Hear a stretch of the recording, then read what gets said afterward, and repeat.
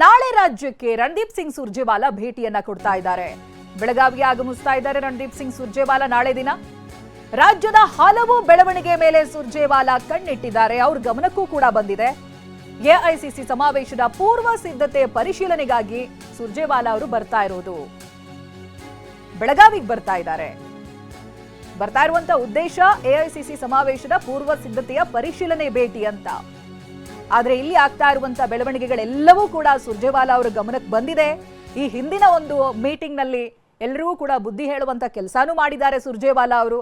ಅದಾದ ನಂತರನೂ ಕೂಡ ತಣ್ಣಗಾಗ್ತಾ ಇಲ್ಲ, ಮಾಧ್ಯಮದ ಮುಂದೆ ಹೇಳಿಕೆಯನ್ನ ಕೊಡ್ತಾ ಇದ್ದಾರೆ ನಾಯಕರು ಅಂತ ಹೇಳಿದ್ರೆ ನಾಳೆ ದಿನದ ಭೇಟಿಯಲ್ಲಿ ಇನ್ನೇನೇನಾಗಬಹುದು, ಯಾರವ್ರನ್ನ ಖುದ್ದಾಗಿ ಭೇಟಿ ಆಗಬಹುದು? ಯಾಕಂದ್ರೆ ಹೇಳಿದ್ರೆ ಡಿಸಿಎಂ ಡಿ ಕೆ ಶಿವಕುಮಾರ್ ಕೂಡ ಹೇಳ್ತಾ ಇದ್ರು, ಈ ರೀತಿ ಸಮಸ್ಯೆ ಇದ್ದಾಗ ಸುರ್ಜೇವಾಲಾ ಅವರು ಬರ್ತಾ ಇದ್ದಾರೆ ನಾಳೆ ದಿನ, ಅವ್ರ ಹತ್ರ ಹೋಗಿ ಹೇಳಿ, ಸಿಎಂ ಹತ್ರ ಹೇಳಿ, ಅದನ್ನ ಬಿಟ್ಟು ಅಂಗಡಿಯಲ್ಲಿ ಸಿಗುವಂತ ವಿಚಾರ ಅಲ್ಲ ಇದು, ಎಲ್ಲರ ಬಳಿ ಹೇಳಿಕೆಯನ್ನ ಕೊಡೋದಕ್ಕೆ ಅಂತ. ಹೈಕಮಾಂಡ್ಗೆ ಸಡ್ಡು ಹೊಡೆದಿದೆ ಅಹಿಂದ ಪಡೆ.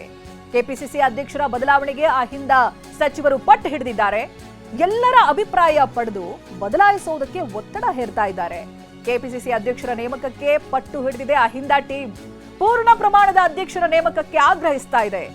ಸತೀಶ್ ಜಾರಕಿಹೊಳಿ ಮಾತಿಗೆ ಕೆಎನ್ ರಾಜಣ್ಣ ಬೆಂಬಲವನ್ನ ಸೂಚಿಸ್ತಾ ಇದ್ದಾರೆ. ಕೇಳೋದ್ರಲ್ಲಿ ತಪ್ಪೇನಂತಾನೂ ಹೇಳಿದ್ರು ಅವರು. ಇನ್ನು ಪರಮೇಶ್ವರ್, ಎಂಬಿ ಪಾಟೀಲ್ ಕೂಡ ಸಪೋರ್ಟ್ ಮಾಡ್ತಾ ಇದ್ದಾರೆ.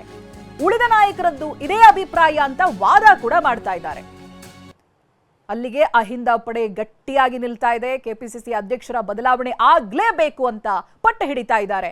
ಎಲ್ಲರ ಅಭಿಪ್ರಾಯವನ್ನ ಪಡೆದು ಬದಲಾಯಿಸುವುದಕ್ಕೆ ಒತ್ತಡವನ್ನ ಕೂಡ ಹೇರಲಾಗ್ತಾ ಇದೆ. ಕೆಪಿಸಿಸಿ ಅಧ್ಯಕ್ಷರ ನೇಮಕಕ್ಕೆ ಅಹಿಂದ ಟೀಮ್ ಪಟ್ಟು ಹಿಡಿದಿದೆ. ಪೂರ್ಣ ಪ್ರಮಾಣದ ಅಧ್ಯಕ್ಷರ ನೇಮಕ ಆಗಬೇಕು ಅಂತ ಆಗ್ರಹಿಸ್ತಾ ಇದೆ. ಇದಕ್ಕೆ ಸತೀಶ್ ಜಾರಕಿಹೊಳಿ ಅವರು ಏನ್ ಹೇಳಿಕೆ ಕೊಟ್ಟರು, ಬೆಂಬಲ ಕೂಡ ಸಿಗ್ತಾ ಇದೆ ಕೆಎನ್ ರಾಜಣ್ಣ ಅವರಿಂದ.